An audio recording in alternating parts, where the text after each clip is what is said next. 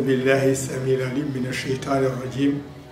بسم الله الرحمن الرحيم الصلاة والسلام على أشرف الخلق سيد البشر وسيدنا محمد ابن عبد الله صلى الله عليه وسلم الفاتح لما أغلق والقاتم لما سبق ناصر الحق بالحق والهادي إلى صراطك المستقيم وعلى آله حق قدره ومقداره العظيم أما بعد ورضي الله عن شيخ الشيوخ قطب المكتوم برزق الملك تاج العارفين وممد كل أولياء أحمد ابن محمد السليم التجاني شريف رضي الله تعالى عنه. أما بعد يا أيها الذين آمنوا نحييكم في تحية الإسلام السلام عليكم ورحمة الله تعالى وبركاته. mbokku internet yi mbokku jullit yi mbokk yi safoo le chemin du prophète ñu ngi dellu si tey di fas yéene waxtaan ak yéen ci li nga xam ne mooy waaj a jub si te mu nekk li nga xam ne moom lañ ne moo xew muy xew-xew muy weeru koor ci lañu fas yéene waxtaan tey ndax ki ñuy royloo mu Yonent bi sallallahu alayhi wa sallam dafa daan woor léegi danañu seet moom mu daan woore ndax yàlla moo ñëw nañ ko roy kon moom ni mu daan woore lañu war a woore kon nag parce que koor lañu fas yéene waxtaane tey danañu seet koor fan la jógee lan mooy koor ak naka la ñuy woore li may njëkk wax mooy yàlla moo wax ci alxuraan man yàlla maa wàcce ci yéen koor mu di farata comme ni ma ko wàcce woon ci ñi leen jiitu kama ablika min qablika laalam nag tattaquun ngir nag ngeen ragal ma koor loolu lay jëriñ koor nag ñu ngi koy def ci weer wi nga xam ne bu ñu ko seetee ci weeru wolof mooy juróom-ñeenteelu weer bi ñu koy 9e mois du calendrier hégirien mooy weeru wolof ñu koy wax ramadan waaw weer bi mi ngi tudd ramadan boo demee ci alxuraan ci ay verset 4 surat 4 verset 5 mi yàlla mi ngi wax foofu shahru ramadan weeru koor lay wax ndax shahru mooy weer ramadan mooy weer moom rek la yàlla tudd ci weer yi ci am ci weeru jullit yëpp calendrier musulman nag calendrier hégirien la mi ngi dépend ci ci lune bi boo koy la calendrier grégorien nga xam ne mi ngi dépend ci solaire bi moo tax weeru koor da ngay gis ne day randu ci boo toppee calendrier grégorien bi day randu randu bi nag mi ngi toll at mu nekk weer bés ba ñu wooroon at ma ca topp bés boobu dana fukki fan ak ñaar dana ci tegu donc fukki fan ak ñaar avant bés boobu ci la ñu woor moo tax koor di toxu ci at mi koor moomu nag baatu ramadan boobu nag baatu arab la buy firi ñàkk lekk ba noppi ci jamono tàngaay ramadan mooy firi jamono tàngaay bu tar muy été xam nga dëkku arab yi dëkk bu tàng la donc weeru ramadan dafa daan dajeek tàngaay bu metti ñu tuddee ko ramadan mooy chaleur intense ci tubaab mooy tàngaay bu metti weer boobu nag ci la li ñuy wax siyaamu wàcc siyaamu nag bi yàlla wax kutiba aleykumu siyaam wàcce naa ci koor yi mu di farata baatu siyaam mi ngi jógee ci asawm sawm en arabe mooy tekki doo lekk doo naan mooy abstinence ci tubaab ci lépp nag du abstinence rek ci lekk ak yooyu mais mooy doo lekk doo naan doo sëy ak sa soxna yooyu yëpp da nga koy bàyyi loolu la ñuy wax asawm ci lañ jëlee baatu siyaam asawm moomu nag bi ko yàlla di wàccee ci jullit yi ci yonent bi sallallahu alayhi wa sallam mi ngi koy wàcce ci weeru ramadan ci la alxuraan wàcc itam moo tax mu nekk weer bu am solo yàlla dafa wax ne weeru ramadan mooy weeru askan bi weer bi ko jiitu muy shaban moom la ñu wax mooy weeru yonent bi beneen bi ko jiitu muy muharram moom mooy weeru yàlla donc weeru yàlla mooy njëkk ñëw weeru yonent bi tegu si weer bi nag mooy weeru doomu aadama yi addis yonent bi nee na ci addis weer bi fukki fan yu njëkk yi jéggal la lay doon ci doomu aadama boo waree fukki fan yi yàlla jéggal la boo waree fukki fan yi ci topp yàlla goreel la ci kii boo waree fukki fan yi mujj nag yàlla araamal sa yaram safara doo dugg safara donc dañ ko diviser ci ñetti weer bu njëkk bi mooy njéggal bi ci topp mooy yàlla goreel la bi ci topp mooy bu suñu borom nangul la ba nga xam ne moo tax ku jógee ci weeru koor normalement da nga war a nekk ku nga xam ne da ngay set ci bàkkaar. beneen bi ci topp itam mooy weeru koor li ko tax a jóg dëgg ndax xiif boo ko tàmmee boo ko gisee boo wooree ba xiif dab la di nga xam lan mooy nekk ci xiif ba tax na boo gisee ku ne dama xiif di nga am ci moom yërmande boo gisee ku ñàkk di nga am ci moom yërmande moo tax mu nekk weer bu nga xam ne itam buy jeex dañuy génne asaka bu nga xam ne moo aydul fitre mooy zakatul fitre pardon zakatul fitre boobu mooy doon asaka bi nga xam ne moom ngay joxe ci weeru koor bi buy jeex ngir dimbale ko ñi nga xam ne ñooy néew ji doole ci donc weer la bu nga xam ne daf lay jàngal xiif dugal ci yow yërmande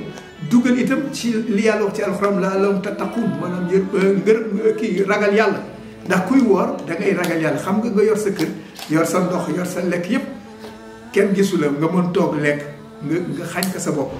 ndax yàlla kooku wax dëgg yàlla lu rëy la moo tax yàlla ne weeru koor maa koy fayal sama bopp doo bàyyi kenn mu fay ko ñu ne nag weeru koor naka la ñuy woore yonent moo ñu jàngal na ñu woore nee na booy woor koor gi mi ngi tàmbalee bu jant bi balaa ñuy salaatu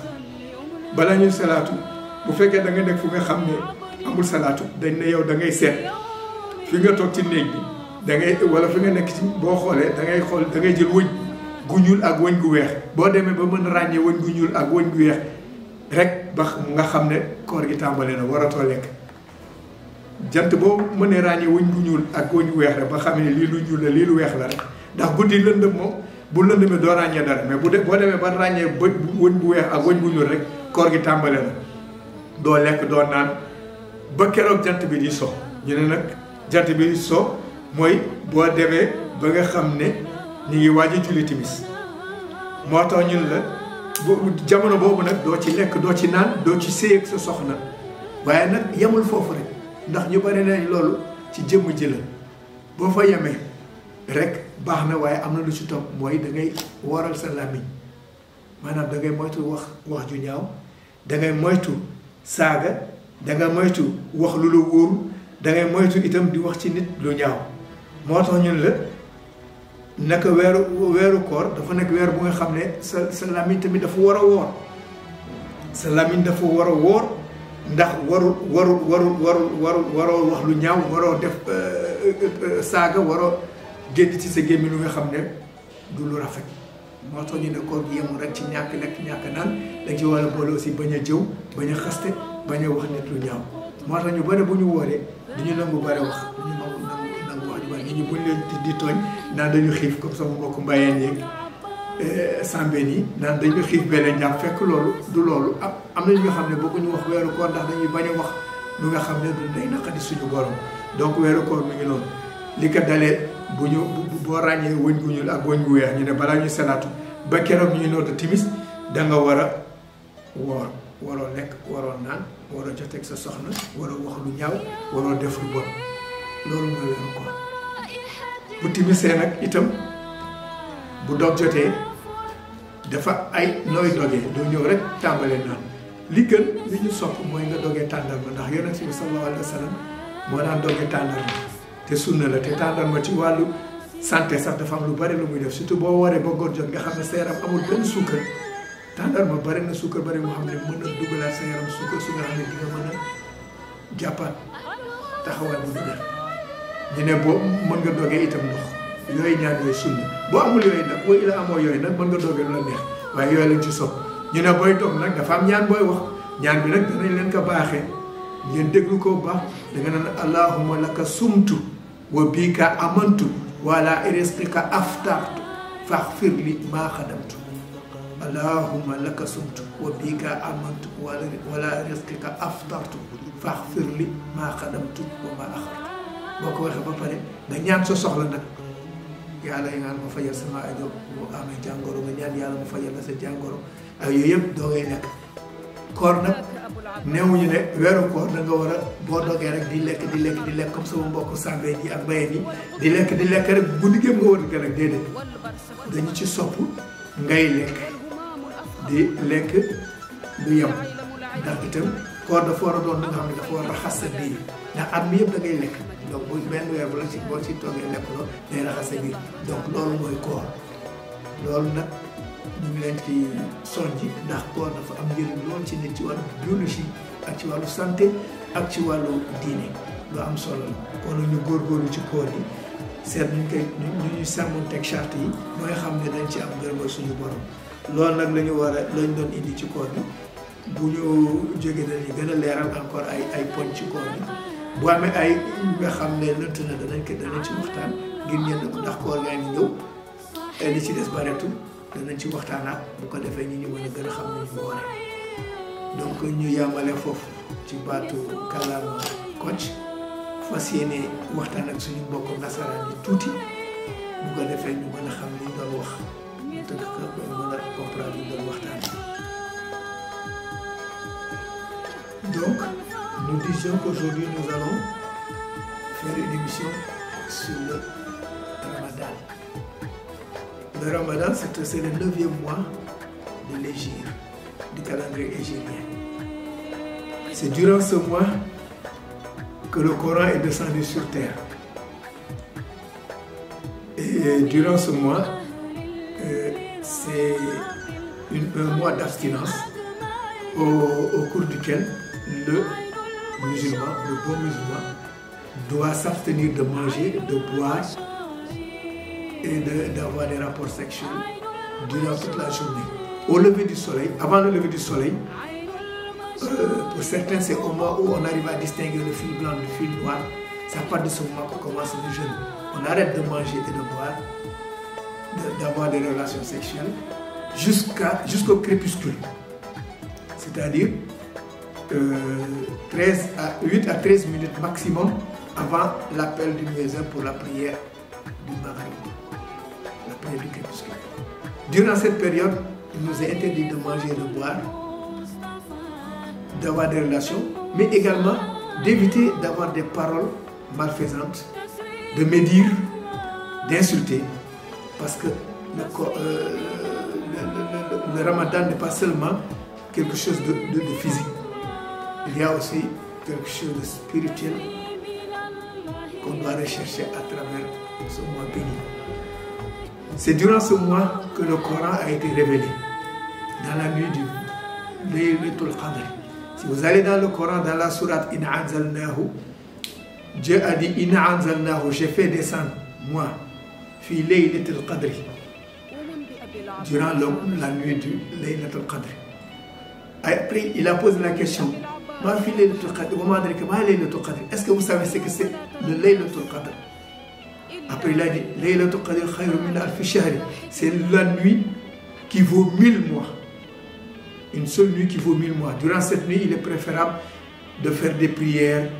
de demander pardon à Dieu et de lire le Coran. Parce que c'est recommandé durant cette nuit. Parce que c'est une nuit bénéfique. Une nuit qui vaut 1000 mois en matière d'adoration. Bon, ce Laylatul Qadr là, il est situé dans le dernier tiers du mois. C'est-à-dire, pour certains, c'est pour les sunnites par exemple, c'est entre le 21 jusqu'au 29e. Mais ça doit tomber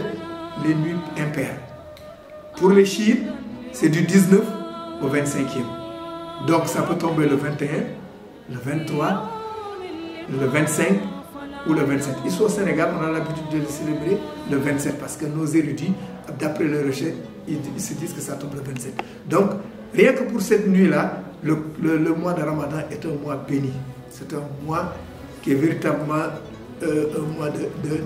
d'abstinence, un mois de retour vers Dieu qui permet à l'individu véritablement d'avoir la grâce divine. C'est un mois que, d'ailleurs, le prophète a divisé en 3 parties. Durant la première partie, c'est un mois véritablement où l'on demande pardon.